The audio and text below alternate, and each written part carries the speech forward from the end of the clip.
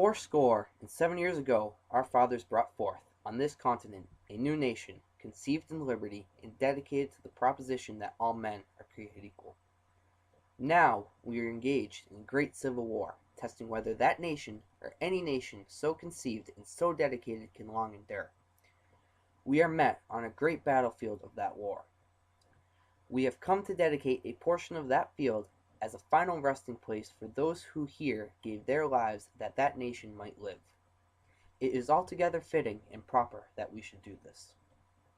But, in a larger sense, we cannot dedicate, we cannot consecrate, we cannot hallow this ground. The brave men, living and dead, who struggled here, have consecrated it far above our poor power to add or detract.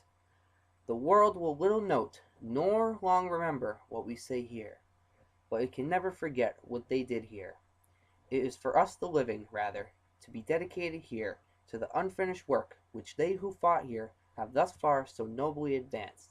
It is rather for us to be here, dedicated to the great task remaining before us, that from these honored dead we take increased devotion to that cause for which they here gave the last full measure of devotion.